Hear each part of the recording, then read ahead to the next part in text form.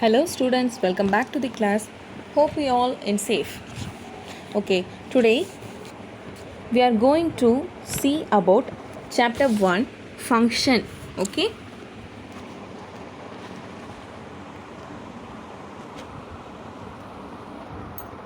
the most important criteria in writing and evaluating the algorithm is the time it takes to complete a task. Okay, the duration of computation time must be independent of the programming language. The algorithms are expressed using statements of a programming language. Okay, the next one is subroutines. A bulk of statements to be repeated for many number of times, then subroutines are used to finish the task. Okay, now we can see about subroutines. Subroutines are the basic building blocks of computer programs. Subroutines are small sections of code that are used to perform a particular task that can be used repeatedly. Small sections of code that are used to perform a particular task that can be used repeatedly. In programming languages, these subroutines are called as functions. Okay, programming languages, subroutines are called as functions. We can see about functions. Okay, a function is a unit of code that is often defined with a greater code structure. Okay, a function contains a set of code that works on many kinds of inputs like variants, expressions, and produces a perfect output. Okay, this is the main concept of functions. It contains a set of code that works on many kinds of inputs. Okay, what is function specification? Okay, let me consider the example a colon equal to 24. Okay, a colon equal to 24 has an expression in it, but 24 is not itself an expression because it is a function definition. Okay, in this case the value 24 being bound to the name a. Okay, definitions are not expressions. At the same time, expressions are not definitions. Okay, these are quite different. Okay, this is the function specification example. The next one is parameters. Okay, the parameters are also called as arguments. Okay, the most frequently used word is argument. Okay, a function within an argument. Okay, what is parameters? Parameters are the variables in a function definition, and arguments are the values which are passed to a function definition. Okay, now it has two types. The first one is parameter without type. The next one is parameter with type. Okay, let me consider one example of parameter without type. Okay, can you see the example? In this example, the function definition variable b is the parameter and the value which is passed to the variable b is the argument. Okay, the precondition and post condition of the function is given. In this example, the precondition is nothing but requires command. Can you see the first line? Requires command. Okay, the post condition is nothing but it is returns command. The second line, can you see this? The second line returns a to the power of b. Okay, we have not mentioned any data types. Okay, can you see this? In this example, we cannot mention any data types because it is a parameter without data type. Okay, the integer data type is most frequently used data type. Okay, in the Python language, according to this Python language, the int data type must be used, most widely used data type. Okay, some language compiler solves this data type inference problem algorithmically, but some require the type to be mentioned. Okay, in this if expression can written 1 in the branch shows that as per the typing rule, the entire if expression has type int. Since the if expression is of type int, the function's return type also be int.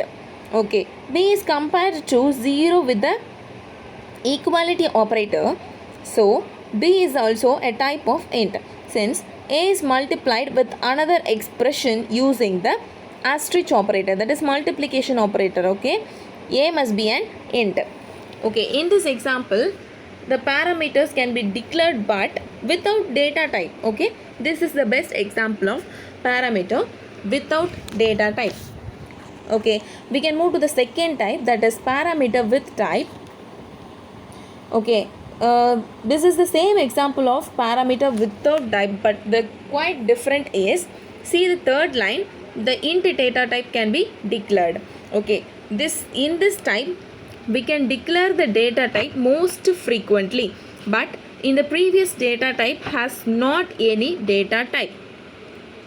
Okay, in the third line, can you see this, the int data type can be declared. This is the parameter with data type.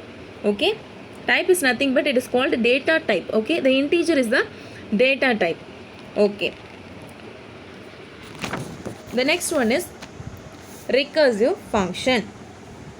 This is the important definition. A function definition which call itself is called recursive. Okay, a function called itself is called recursive function. Okay, it is a simple definition but is very important definition in this Python concept.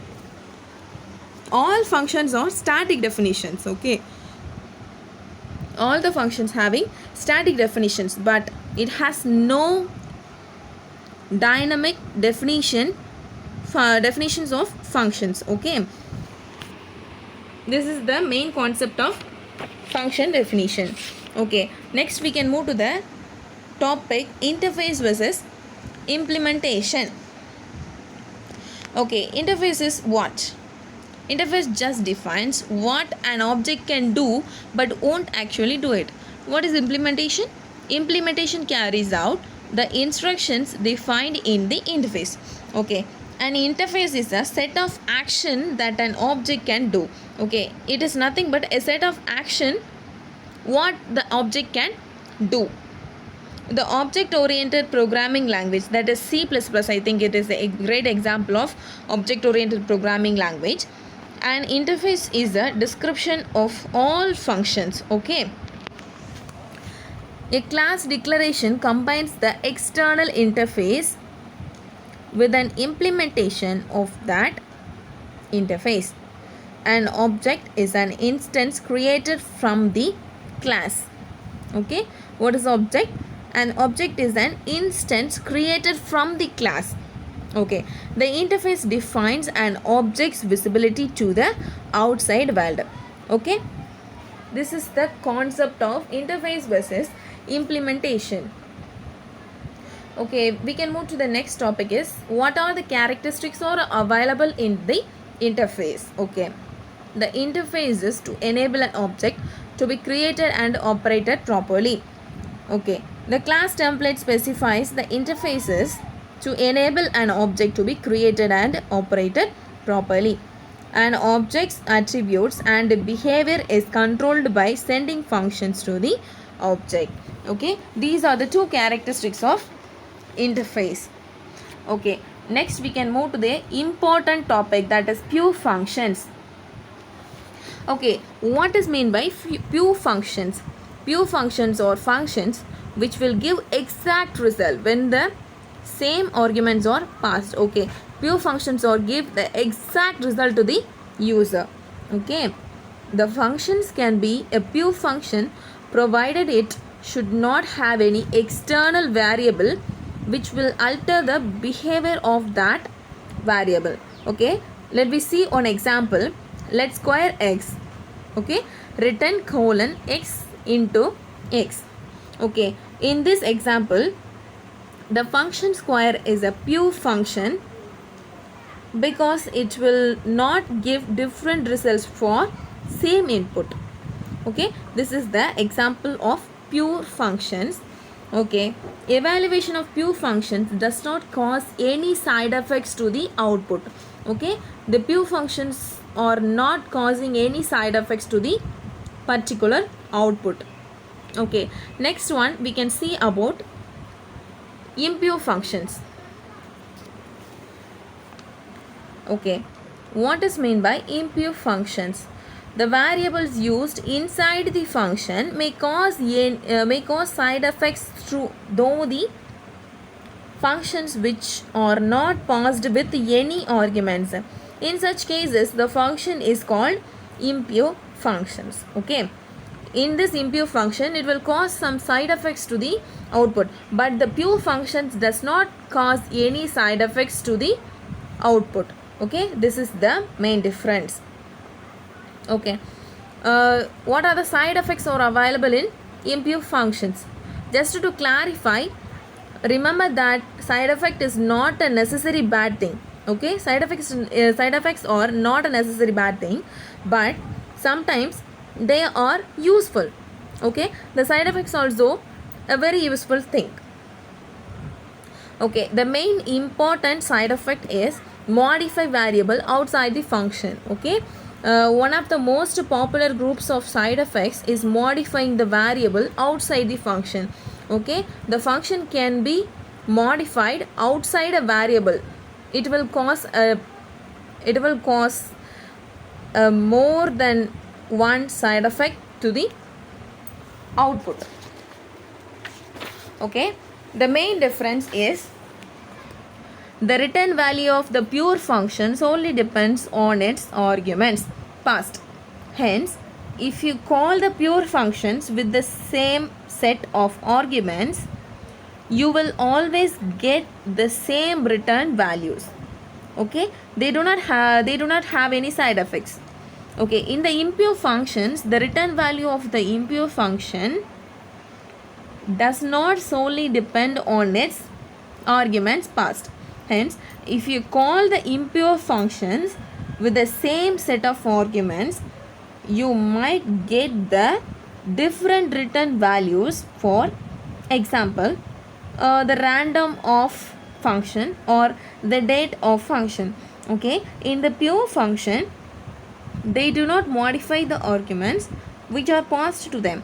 Okay, it cannot be modified. The pure functions cannot be modified the arguments which are passed to the function. Okay, but in the impure function, they may modify the arguments which are passed to them. Okay, it will cause some side effects to the output. Okay, these are the things.